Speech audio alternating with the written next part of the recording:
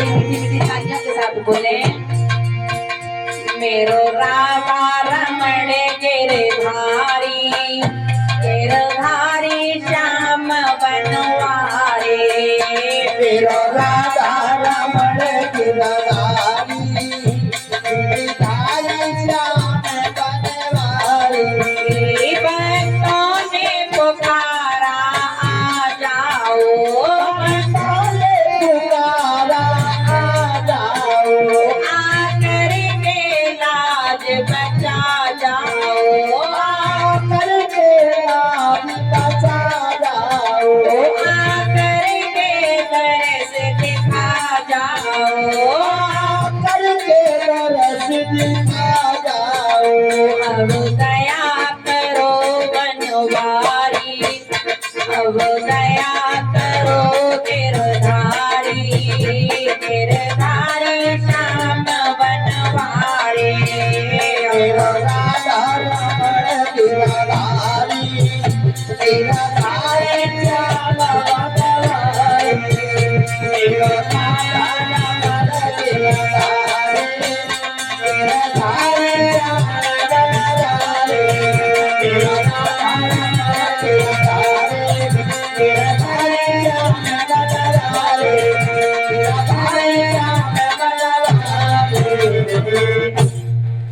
बोलिए गोविंद भगवान की, बोलिए जय जय श्री राम।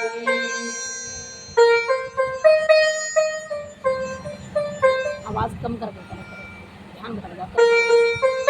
आवाज कम करो। आज पहला उस पाठशाला में सभी बच्चों से कह दिया, मेरे पिता के नाम का भजन बंद कर दो। क्यों? कि मेरे पिता तो संसार के पिता हैं, मेरे पिता तो झूठे पिता हैं, वो सच्चा साथी परम पिता परमात्मा है। अगर भजन करना है तो उसके नाम का करो। क्यों? मेरे पिता तो संसार में जीने तक साथ देंगे, मरने के बाद मेरे पिता साथ देने वाले नहीं है।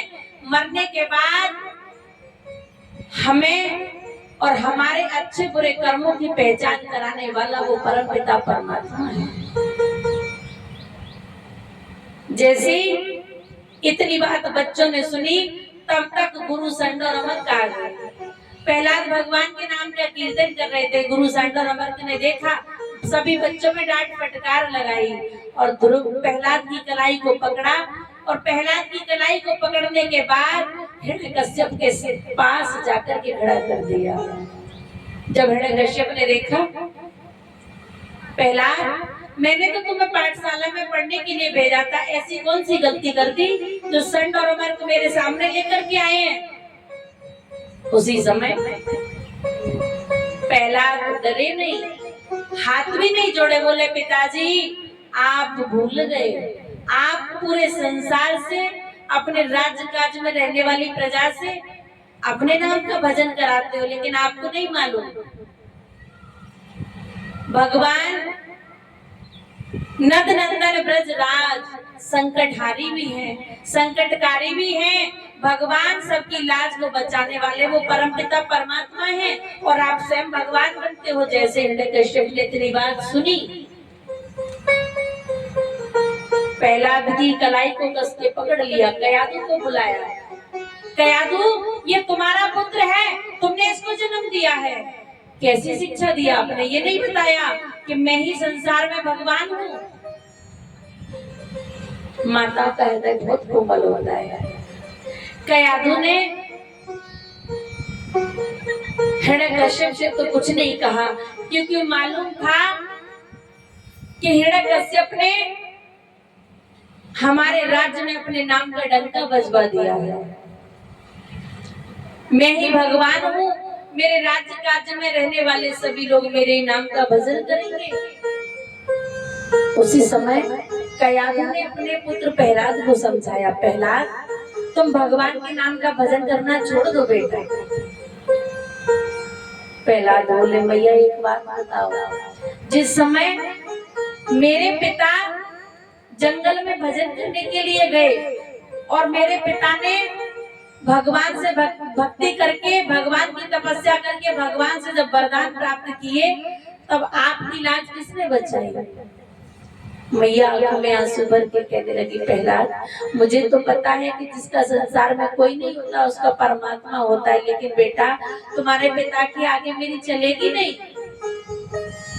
उसी समय हिरण्यकश्यप ने जब इतनी बात सुनी तो कयाधु को आदेश दे दिया, जिस पुत्र को तुमने जन्म दिया है उस पुत्र की मौत भी तुम्हारे हाथों होनी चाहिए। कयाधु डर गई, पति के आदेश को भी न टाल सकी और बच्चे की बात को भी न टाल सकी। माँ,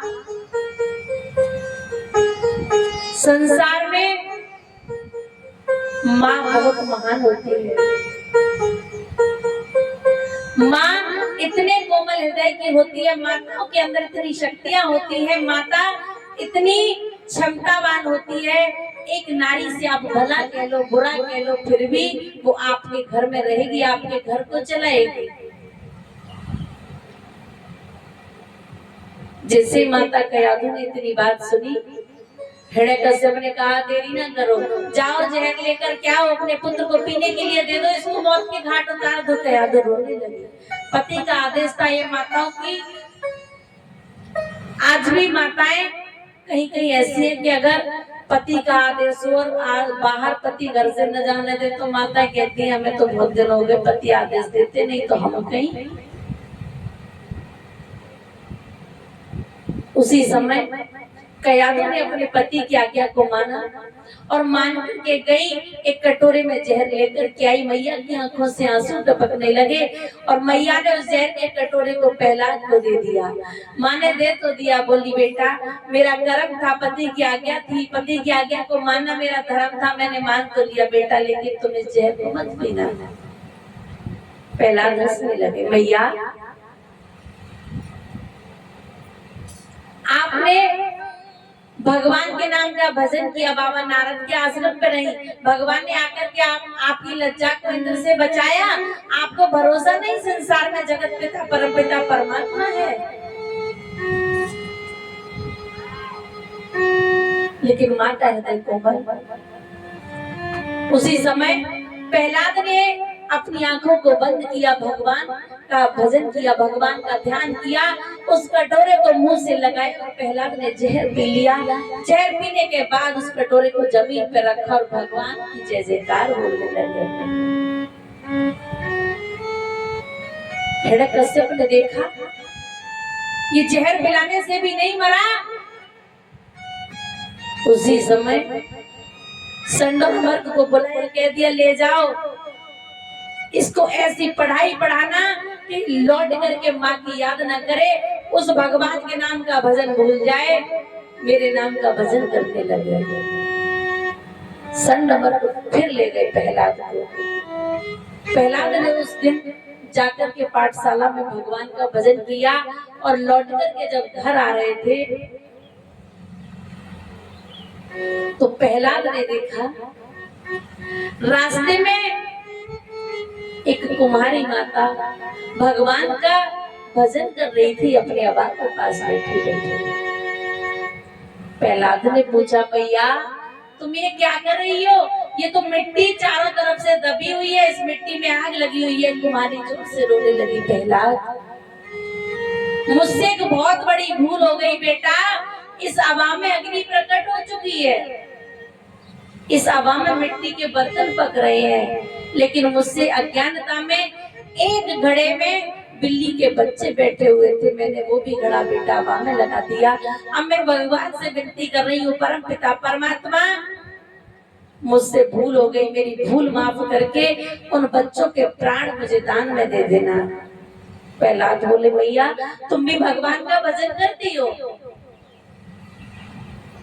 उस मैया ने कहा, बेटा संसार में अगर सबकी लाज को बचाता है तो परमपिता परमात्मा कोई नहीं बचा सकता। उसी समय प्रहलाद जान गए, आज भी परमपिता परमात्मा मेरा भरोसा था कि संसार में है, लेकिन आज मेरा भरोसा और बढ़ गया।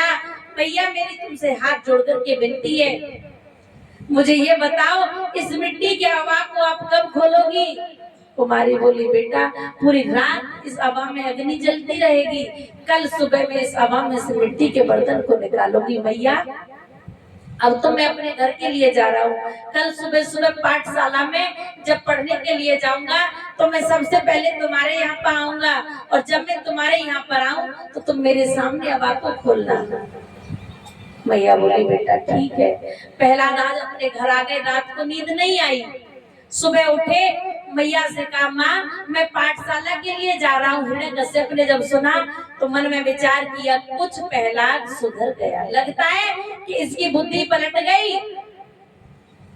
उसी समय प्रहलाद जब पाठशाला के लिए घर से निकले तो सबसे पहले उस मैया के पास पहुंचे। वो भी मैया प्रहलाद का इंतजार कर रही थी। प्रहलाद पहुंचे, माँ मैं आ गया, तुम इस हवा को खोलो। जैसे ही मैया ने उस हवा को खोला, भगवान का नाम लिया। माँ ने भगवान का नाम लेकर के उस हवा में से मिट्टी के बर्तनों को निकाल करके जब दूसरी तरफ रखना शुरू किया तो भगवान की लीला बहुत अपरंपार है। माँ ने मिट्टी के पके पके बर्तन निकाल करके एक तरफ रखे, भगवान से विनती करती जा रही थी मेरे गोविंद जो भी बच्चे इस हवा में मुझसे दब गए उनके प्राण मुझे जीवन दान दे देना। आज मैया ने जैसे ही पके पके बर्तन उठा के रखे, देखा तो घड़ा सबसे नीचे रखा था जिस घड़े में बिल्ली के बच्चे रखे थे। सारे बर्तन पक गए, वो घड़ा कच्चा रह गया। लेकिन जैसे ही मैया ने उस कच्चे घड़े को उठाया उसी समय वो बिल्ली के बच्चे निकल करके वहां से भाग गए। जब बिल्ली के बच्चे वहां से निकल करके भागे तो प्रहलाद ने कहा अरे मैया अब क्या सोच रही है, भगवान को तूने अपने बस में कर लिया भगवान का भजन करके, तो अब भगवान का कीर्तन कर ले। और उसी समय भगवान के नाम का भजन प्रहलाद और वो मैया करने लगी। सभी मीठी मीठी तालियों के साथ बोलेंगे। भगतन ने होते आए भगवान भक्त के बस में होते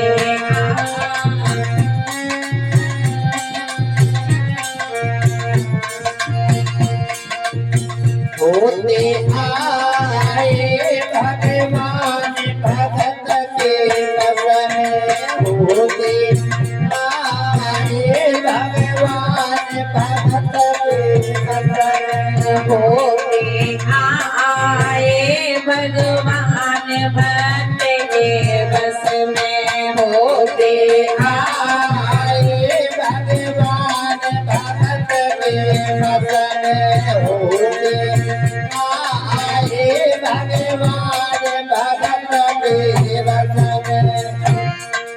एक भक्त ने डाला मंदा, एक भक्त ने डाला फंदा, एक भक्त ने डाला मंदा, एक भक्त ने डाला फंदा। आप बने हरि नाई नंदा, आप बने हरि नाई नंदा। तब प्रेम से चरण दबाए भगवान भक्त के बस में होते आए भगवान भगत के बस में होते आए भगवान भक्त के बस में होते आए भगवान भक्त के बस में। अरे भगवान भगत के बस में भगवान भगत के बस में होते आए भगवान भगत के बस में।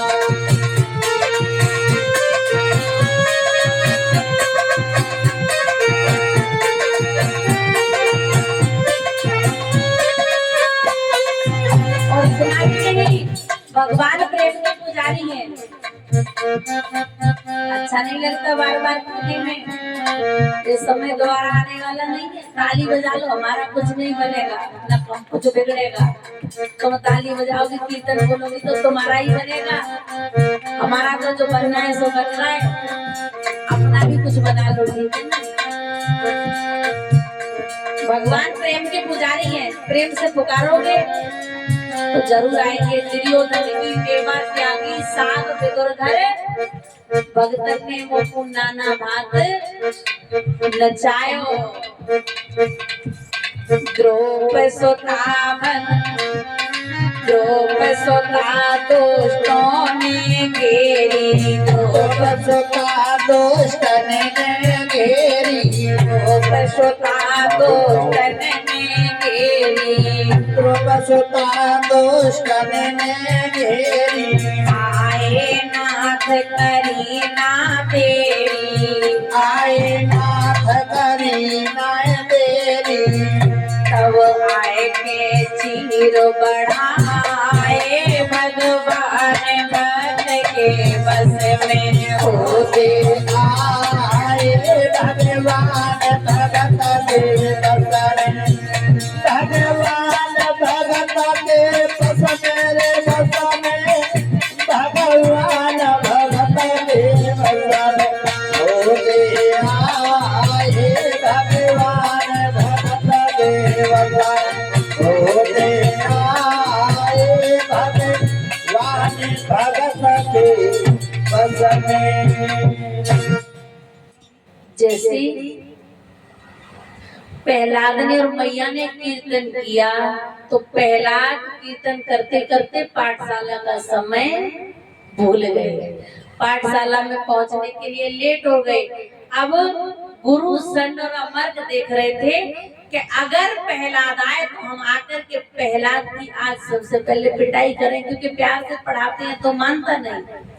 अब प्रहलाद कहाँ पहुंचे? पाठशाला। जब पहुंचे, गुरु संड और अमर्क ने देखा कि प्रहलाद की क्लास लगा ली, प्रहलाद को डांट फटकार लगाई। लेकिन प्रहलाद बोले गुरुजी से, गुरुजी अब चाहे कुछ भी हो जाए, मैंने एक बात जान ली, जागो राखे साइया, जागो राखे साइया, मार सके ना कोई और बाल न बांका कर सके चाहे जगबैरी।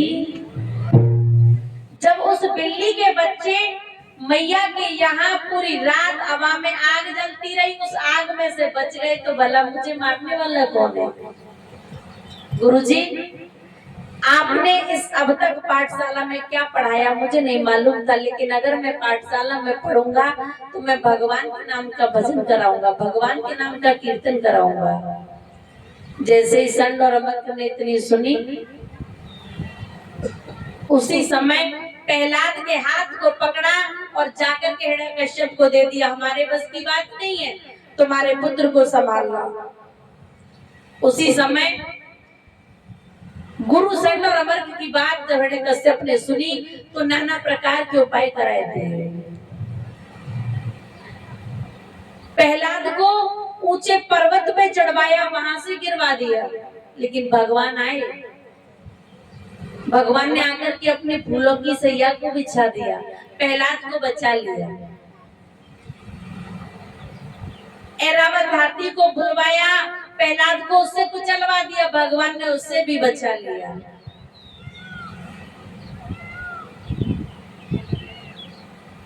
प्रहलाद बोले भगवान जब तक संसार में है तब तक मेरा कोई भी बाल और बांका बिगाड़ने वाला। हिरण्यकश्यप ने मन में विचार किया, मैंने बहुत उपाय कराए लेकिन अभी तक ये प्रहलाद नहीं मरा, अब मेरे पास कोई और उपाय नहीं है। आज अपने पुत्र को मैं खुद ही स्वयं मौत के घाट उतारूंगा। उसी समय प्रहलाद की बहन, वो हिरण्यकश्यप की बहन थी एक, पंडित जी महाराज, उसका क्या नाम था? हिरण्यकश्यप की बहन का नाम था सुलेसा। क्या नाम था? सुलेसा। होलिका तो बाद में पड़ा है। हिरण्यकश्यप की बहन थी जिसका नाम था सुलेसा। हिरण्यकश्यप ने अपनी बहन सुलेसा को बुलाया और सुलेसा को बुलाकर के आदेश दे दिया, बहन मैंने पुत्र प्रहलाद को बहुत समझाया लेकिन इसने मेरी एक बात नहीं मानी। जाओ आपके पास माँ शीतला की आपने जब भक्ति की तो माँ शीतला ने आपको भक्ति के रूप में आपकी भक्ति का फल आपके लिए एक शीतला चीर दिया था। वो शीतला चीर आपके पास है, आप जाकर के प्रहलाद को गोद में लेकर के अग्नि में बैठ जाओ। शीतला चीर को ओढ़ लेना, मैया का वरदान है, सब जल जाएंगे। तुम्हारे पास शीतला चीर रहेगा तो तुम कभी संसार में जलने वाली। आज ऐसा आदेश पाया हिरण्यकश्यप का और मैया सुलेसा प्रहलाद को गोदी में लेकर के अग्नि में बैठ गई। पीछे से उस शीतला चीर को ओढ़ लिया। हिरण्यकश्यप ने आदेश दिया, लकड़ी के गट्ठर पे जिस पे सुलेसा बैठी थी प्रहलाद को लेकर के सभी नगरवासियों ने आदेश आग लगा दी। और जब आग लगाई तो भगवान नारायण की कृपा अपार परंपार है। नारायण ने देखा कि आज लकड़ी के गट्ठर में आग लग चुकी है, सुलेसा मेरे भक्त को लेकर के बैठी है, अगर मैंने अपनी कृपा न फैलाई तो प्रहलाद जल जाएगा। उसी समय नारायण भगवान क्षीर सागर से दौड़े। भगवान ने क्षीर सागर में कभी एक पल चैन नहीं पाया। किसी भी भक्त में जब कोई समस्या आई तो भगवान तुरंत क्षीर सागर को छोड़ देते और दौड़ लगाने लग जाते। आज भगवान उसी समय दौड़े, जाकर के पवन देव के पास पहुंचे। पवन देव को आदेश दिया, हे पवन देव जाओ मेरे भक्त प्रहलाद को लेकर के सुलेसा अग्नि में बैठ गई है, सुलेसा के पास शीतला चीर है, वो बच जाएगी, मेरा भक्त जल जाएगा। जाकर के सुलेसा के ऊपर ऐसा प्रहार करो, ऐसा वार करो कि सुलेसा जल जाए और मेरा भक्त प्रहलाद बच जाए। उसी समय पवन देव आए, देखा अगर मैं आगे से वार करूंगा तो प्रहलाद भी जल जाएगा और सुलेसा भी जल जाएगी। चीर पीछे उड़ता हुआ चला जाएगा, क्यों ना मुझे सुलेसा के ऊपर पीछे से वार करना चाहिए। सुलेसा चीर को पकड़ करके बैठी थी, पवन देव ने पीछे से वार किया, सुलेसा के ऊपर से चीर उड़ा और प्रहलाद के ऊपर आकर के रुक गया। सुलेसा जल गई और प्रहलाद मां शीतला की कृपा से बच गया। जब प्रहलाद बचा सभी नगरवासियों ने देखा सुलेसा जल गई।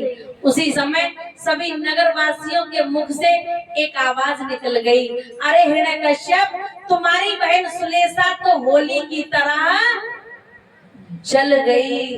तभी से सुलेसा का नाम क्या पड़ गया, होलिका। बोलिए नारायण भगवान की। जब प्रहलाद बचे सुलेसा जल गई, हिरण्यकश्यप ने आकर के देखा तो प्रहलाद की कलाई को कस के पकड़ लिया और प्रहलाद को घसीटते हुए अपने महलों में ले गया। जाते जाते महलों में आदेश दे दिया, मेरे महल के खम्भ को इतना गर्म कर दो कि आज प्रहलाद को स्वयं मैं अपने हाथों से मौत के घाट उतारूंगा। उसी समय एक खम्भ को हिरण्यकश्यप ने गर्म करवाया और अपने सामने प्रहलाद को खड़ा कर लिया। प्रहलाद मैंने तुझे बहुत समझाया, तू अभी तक नहीं माना। तू जब भी लेता है उस गोविंद का नाम लेता है जो मेरा दुश्मन है, जिसने मेरे भाई को मौत के घाट उतार दिया। अब ये बता कि अगर आज मैं तुझे मारूं तो तू बच जाएगा। प्रहलाद बोले, हाँ पिताजी। बस बोले कैसे? प्रहलाद ने अपने पिता को जवाब दिया, पिताजी अगर आप मुझे मारना चाहते हो तो आप मुझे मार करके देख लो। मैंने सुना है हर व्यापक सर्वत्र समाना, हर व्यापक सर्वत्र समाना, प्रेमत प्रकट होए में प्रभु। अगर आप प्रभु को बुलाना चाहते हो तो आप देखो, अगर मेरे परमात्मा है और मैंने अपने परम पिता परमात्मा की सच्ची भक्ति की है तो आज मेरे भगवान तुम्हारे सामने आकर के दर्शन देंगे। प्रहलाद बोले अगर तेरे हिरण्यकश्यप बोला अगर तेरे भगवान संसार में मौजूद है तो तू इस खंबे को पकड़ ले। प्रहलाद भगवान का नाम लेने लगे। उधर नारायण भगवान ने एक चींटी का रूप बनाया और आकर के गर्म खंबे पे चलने लगे। प्रहलाद ने देखा पिताजी ने खंबे को गर्म करा दिया है लेकिन इस पे तो एक चींटी चल रही है। जब ये चींटी नहीं जल सकती तो भला मैं कैसे जल सकता हूँ। उसी समय प्रहलाद ने नारायण भगवान का नाम लिया, उस खंबे को अपनी बाहों में ले लिया और खंबे को बाहों में लेकर के प्रहलाद खंबे से ही चुपते रह गए। हिरण्यकश्यप ने जाना अब तो प्रहलाद मर गया। उसी समय प्रहलाद की बाजू को हिलाया, देखा तो प्रहलाद हंसने लगे, भगवान के नाम की जय जयकार करने लगे।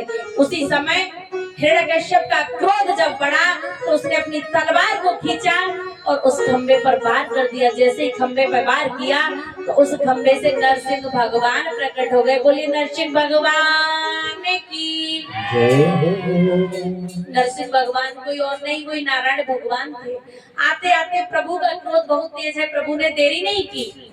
नरसिंह भगवान है, पूरा शरीर मनुष्य का है और सिर शेर जैसा है, बड़े बड़े नाखून हैं। आते आते नरसिंह भगवान ने हिरण्यकश्यप को अपनी गोदी में बिठा लिया और जब अपनी गोदी में बिठाया तो हिरण्यकश्यप ने जब प्रभु को देखना चाहा तो भगवान ने मन में विचार किया आज तू भी मेरे जी भर के दर्शन कर ले। उसी समय अपनी गोदी में बैठे हुए को लेटा लिया। हिरण्यकश्यप देखने लगा, बोला मुझे मारने के लिए आए हो? बोले हाँ, मुझे अमर वरदान प्राप्त है, मैं मरूंगा नहीं, मैं दिन में नहीं मर सकता, रात में नहीं मर सकता। नारायण भगवान नरसिंह के रूप में थे। बोले देख लेना, दिन है ना रात है, संध्या काल का समय है। शांत हो गया। मैं ना अस्त्र से मरूं ना शस्त्र से मरूं। भगवान ने दिखाया ना मेरे पास अस्त्र है ना शस्त्र है, मेरे तो हाथ खाली है, शेर जैसे नाखून थे प्रभु के। ना ऊपर मरूं ना नीचे मरूं। भगवान बोले ऊपर भी नहीं नीचे भी नहीं, मेरी गोदी में है। आज जितने वरदान ब्रह्मा जी से हिरण्यकश्यप ने लिए थे उतने वरदान आज हिरण्यकश्यप ने भगवान से गिनवाए। भगवान ने एक एक वरदान को पूरा किया और जब एक एक वरदान को पूरा किया तो प्रभु ने जैसे ही अपने नाखूनों से हिरण्यकश्यप के पेट को फाड़ना चाहा तब हिरण्यकश्यप बोला रुक जाओ, अभी मैंने आपसे कहा था ना आपके पास अस्त्र है ना शस्त्र है, ना ऊपर हूँ ना नीचे हूँ, ना नर से मरूं ना पशु से मरूं, ना आप नर हो ना पशु हो। लेकिन मुझे एक बात बता दो कि साल के 12 महीने तो नहीं है। भगवान बोले देख साल के 12 महीने नहीं है, इसीलिए तो मैंने एक एक दिन प्रति वर्ष में से कम किया तो तेरे लिए लौंद का महीना बना दिया, अधिक मास बना दिया। इतना कहते कहते आज भगवान ने अपने नाखूनों से हिरण्यकश्यप का कलेजा चीर दिया। हिरण्यकश्यप उसी समय भगवान के हाथों परम धाम के लिए चला गया। बोलिए नरसिंह भगवान की। प्रहलाद पास में खड़े थे। बाबा नारद ने जाकर के मैया लक्ष्मी को बताया जाओ जल्दी, भगवान का क्रोध बहुत तेज है, भगवान के क्रोध को जाकर के शांत करो। मैया लक्ष्मी क्षीर सागर से आई, प्रभु के चरणों को जैसे ही छूना चाहा नरसिंह भगवान के रूप में बोले पीछे हट जाओ। मैया बोली आज बड़े क्रोध में है। नारायण भगवान ने नरसिंह का अवतार लेकर के मैया लक्ष्मी से कहा लक्ष्मी तुम्हें नहीं मालूम मेरे पीछे मेरे भक्त प्रहलाद ने कितने दुख सहे हैं। जब तक मैं प्रहलाद को अपनी गोदी में नहीं बिठा लूंगा तब तक मेरा क्रोध शांत नहीं होगा। आज इतना कहकर के भगवान ने लक्ष्मी मैया को क्षीर सागर में वापस कर दिया। माता रुक जाओ थोड़ी देर, अपनी आरती कराने वाले, हमारा भी समय हो गया। तो मैं जल्दी पढ़ती है तो हमें नहीं पढ़ सकती और कल लेते 4 बजे की आरती करा दिया करेंगे, ठीक है? अच्छा चढ़ौती के लिए आए तो आ जाओ जल्दी जल्दी ले आओ। अच्छा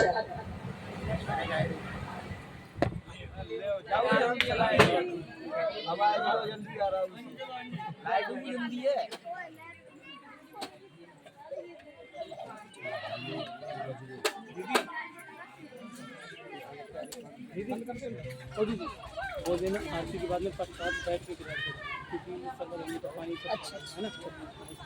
और तुम्हारा काम है आरती के बाद तुरंत हमारे पास आना।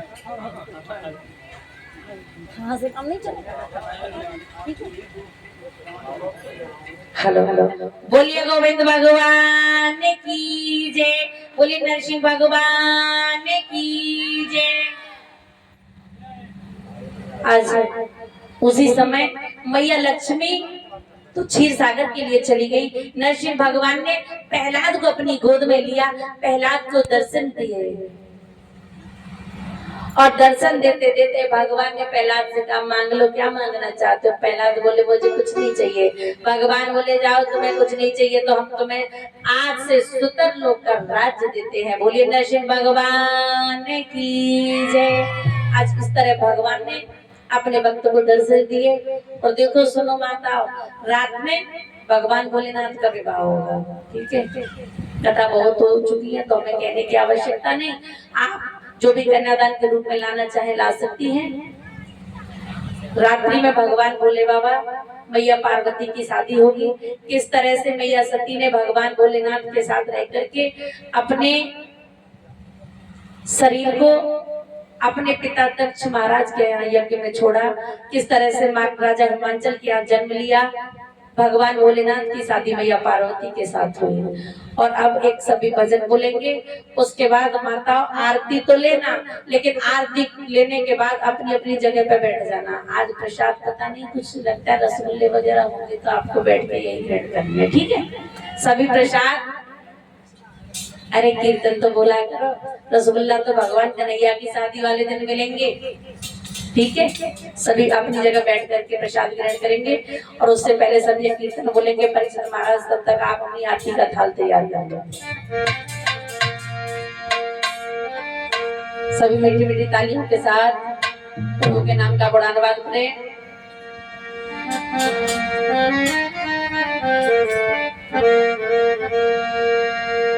रूठा ना करो मोहन,